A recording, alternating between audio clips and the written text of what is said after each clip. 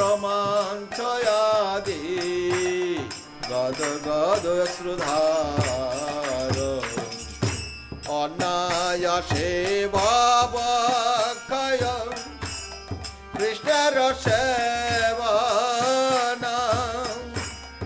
এক কৃষ্ণর নামের ফল পায় এত ধন। তো বললেন শ্রীপাদ এর কারণ শুনুন।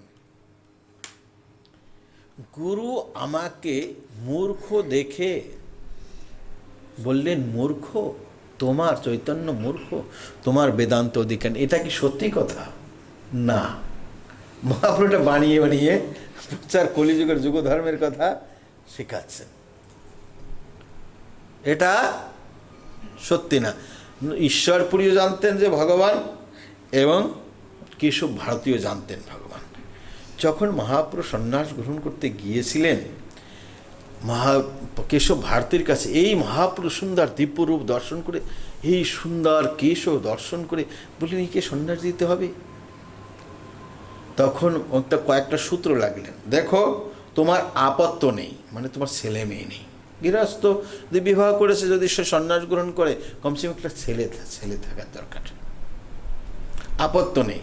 তারপরে 50 ঊর্ধ্ব হইলে হয় রাগেরও নিবৃত্তি, তোমার আয়ু 50 বছর হয়নি, হ্যাঁ, তুমি মায়ায় চলে যেতে পারো, চান্স আছে। সাধারণ লোকের জন্য 25 বছর 24 বছর হলে আবার ব্যাগ যেতে পারে, ভয় আছে। এই জন্য সন্ন্যাস কমিটি কমসে কম 50 বছর না হলে আজকাল আর সন্ন্যাস দিতে চায় না। এই যে আমাদের ভক্তি গৌরাঙ্গ ভক্তি সর্ব গৌরাঙ্গ স্বামী, এনার কিন্তু কম। হ্যাঁ, না, ওনার হয়ে গেছে 50 বেশি। এই যে ভক্তি সর্বজ্ঞ আফ্রিকান, হ্যাঁ, ওনার কম। উনি যখন নিয়েছিলেন, শুরু করেছিলেন, 36 বছর আয়ু ছিল।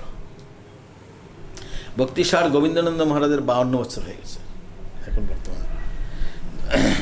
এইভাবে তোমার 50 ঊর্ধ্ব হলে রাগের নিবৃত্তি, একটু আকর্ষণ কম হবে, সেটা বললেন। আর তোমার মা আর তোমার স্ত্রী সুচরিতা, ওদের পারমিশন নিয়ে আসো। তখন মহাপ্রভুকে বললেন, যা পারমিশন নিয়ে গেলেন। তখন বললেন, কেশব ভারতী বললেন, একে সন্ন্যাস দিতে হবে।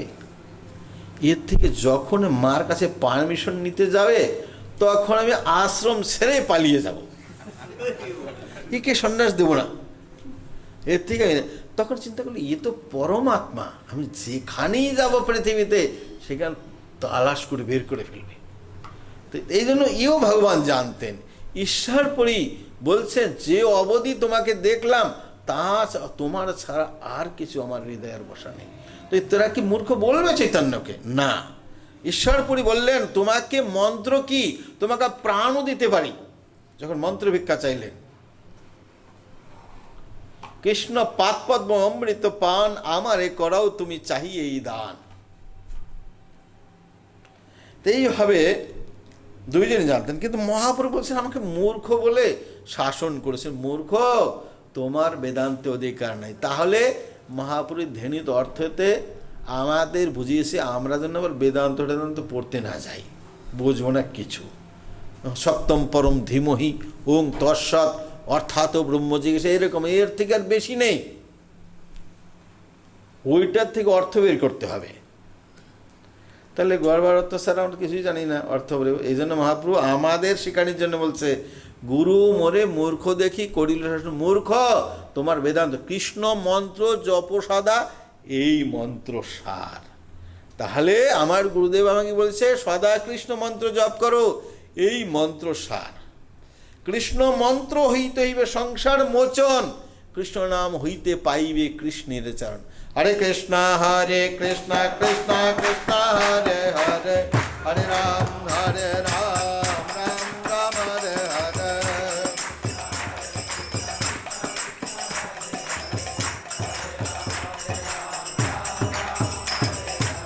হরে কৃষ্ণ কৃষ্ণ কৃষ্ণ কৃষ্ণ হরে হরে, হরে রাম রাম রাম হরে হরে।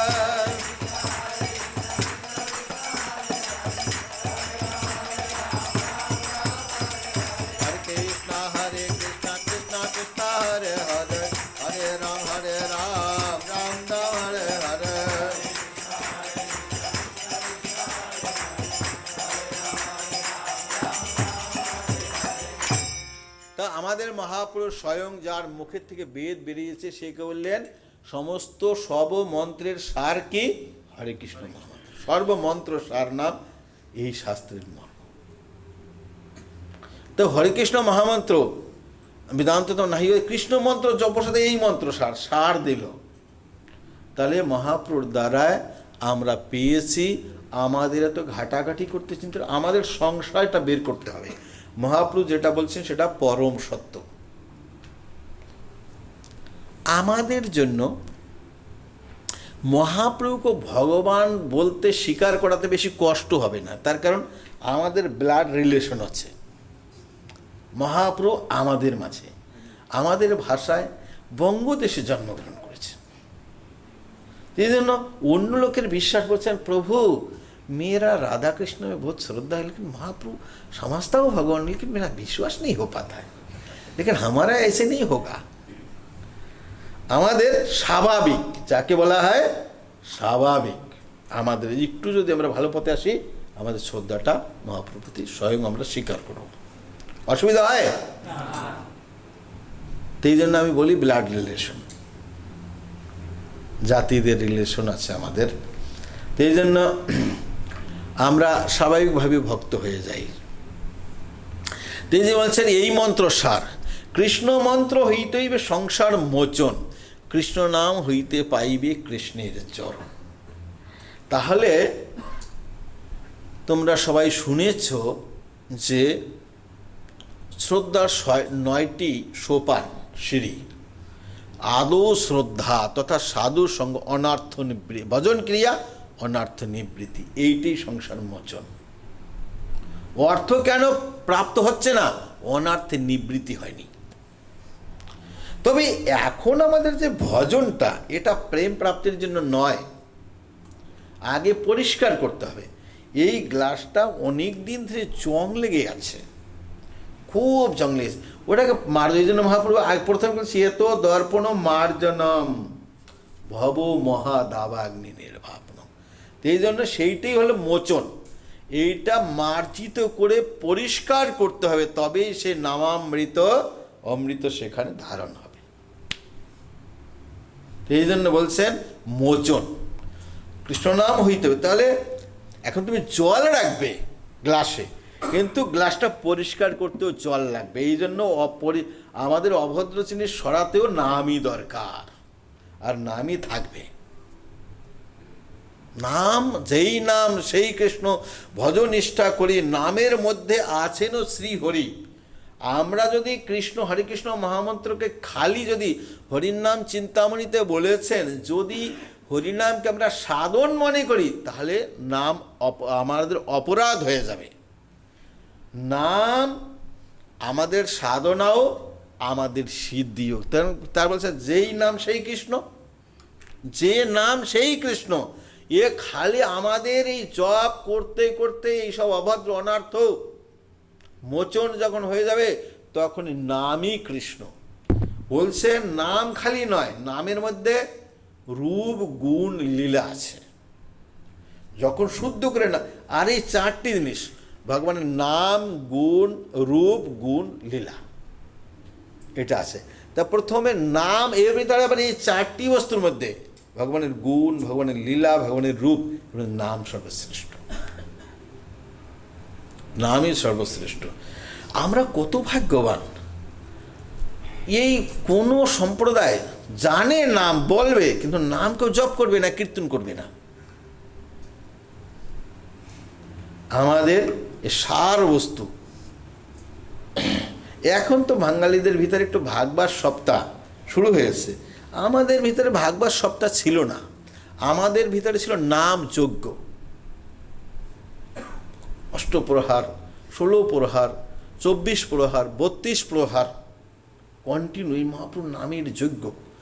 হরে কৃষ্ণ কৃষ্ণ কৃষ্ণ হরে হরে, হরে রাম রাম রাম হরে। অন্য কিছু লাগবে না পরিষ্কার করতে। সংসার মোচন, কৃষ্ণ নাম হইতে পাইবে কৃষ্ণের চরণ। তাই এই নামের থেকেই আমাদের অভদ্র জিনিস নষ্ট হয়ে যাবে, আর নাম থেকে আমরা কৃষ্ণের চরণ। নামবে না কলিকালে আর কোনো ধর্ম নাই, সর্বশাস্ত্র সার নাম এই শাস্ত্রের মর্ম। সমস্ত শাস্ত্রের সার নাম এইটি শাস্ত্রের মর্ম। তাহলে আমরা মর্ম বুঝতে পারবো না। তার কারণ সমস্ত বেদ বেদান্তে অনেক মন্ত্র, অনেক তন্ত্র আছে। যেমনি ওষুধের দোকানে সব ওষুধ রোগ ভালো হওয়ার জন্য, আমি রোগী, আমার যে কি ওষুধটা দরকার আমি নিজে বের করতে পারবো? সবই তো ওষুধ রোগ ভালো, কে বাড়াবে? ডাক্তার। এই জন্য বলছে চৈতন্য বৈদ্য আশ্রয়। চৈতন্যরূপী ডাক্তার পুরা মেডিকেল শাস্ত্রের থেকে, শাস্ত্রের ভাণ্ডার থেকে আমাদের এই 16টা ট্যাবলেট দিলেন, বলি এটা খাও সবসময়। একদম ছোট ছোট ট্যাবলেট, বড় নামও না। হরে কৃষ্ণা হরে কৃষ্ণা কৃষ্ণা কৃষ্ণা হরে হরে, হরে রাম রাম রাম হরে হরে। তো এইভাবে বলছি এই মন্ত্র সার, এই শাস্ত্রের মর্ম। তাহলে অত মর্ম আর মাথাটা ঘামিয়ে মর্ম বের করে রেখেছে। খালি মালা ওঠাও আর চাপ করতে থাকো। মর্ম বের করব কি করে, কোথায় কি লেখা আছে, দৌড় ঘামাঘামি করার দরকার নেই। এর থেকে হরে কৃষ্ণা কৃষ্ণ কৃষ্ণ হরে হরে, হরে রাম রাম রাম হরে হরে, হরে কৃষ্ণ কৃষ্ণ কৃষ্ণ হরে হরে, হরে রাম রাম রাম হরে হরে। এইভাবে আমাদের মহাপ্রভু বললেন এইটি শাস্ত্রের মর্ম। এত বলি 1 শ্লোক শিখাইল মোরে, কণ্ঠ করি এই শ্লোক করহে বিচারে। হরের নাম হরের নামৈব কেবলম, কলো নাস্তেইব নাস্তেইব নাস্তেইব গতিরন্যথা। কলি যোগে নামারূপে কৃষ্ণ অবতার, নাম হইতে হয় সর্ব জগত নিস্তার। দাঢ় লাগি হরে নাম ভুক্ততে নবার, জর লকে বোঝাইতে পুনঃ একবার। কেবল শব্দ পুনরপি নিশ্চয় কারণ, জ্ঞান জগতর পয়াদি কর্ম নিবারণ। অন্যথা যে মানে তার নাহি কনিস্তার, নাহি নাহি নাহি শ্লোক কোকার। হরের নাম, এই হরের নাম শ্লোককে কৃষ্ণদাস কবিরাজ গোস্বামী ব্যাখ্যা করেছেন। কলিযুগে নাম রূপে কৃষ্ণ অবতার, নাম হইতে হয় সর্বজগত নিস্তার। দৃঢ় লাগি হরের নাম, উক্তি 3 বার, হরের নাম হরের নাম হরের নাম। জড়লোকে বুঝাইতে পুনে কেবল শব্দ পুনরূপী নিশ্চয় কারণ। যদি কেউ বলে ঠিক আছে হরির নাম, আমি একটু তপ করি, আমি একটু ধ্যান করি, আমি একটু যজ্ঞ করি, আমি একটু পূজা করি, এই জন্য কেবল শব্দ পুনরূপী, কার কোনো উপায় নেই, কেবল নাম, কেবল নাম, কেবল শব্দে পুনরূপী নিশ্চয় করে জ্ঞান যোগ তপাদি কর্ম নিবারণ। তখন বলছেন এটা যে মানবে না, অন্যথা যে মানে তার নাহি কোন স্থান, নাহি নাহি নাহি এই জ্ঞান যোগ তপদি কর্ম নিবারণ। বলছে না, হতে হবে না। জ্ঞান যোগ, জ্ঞান তপ কর্মকাণ্ডী হচ্ছে, সব কর্মকাণ্ডী, এভাবে কর্ম নিবারণ হবে না।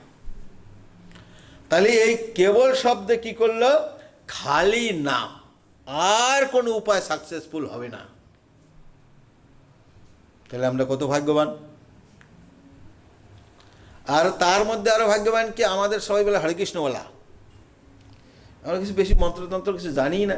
যেখানে আমাদের একটা জন্ম নিল, সেখানে বিবাহ হলো, সেখানে হরে কৃষ্ণ।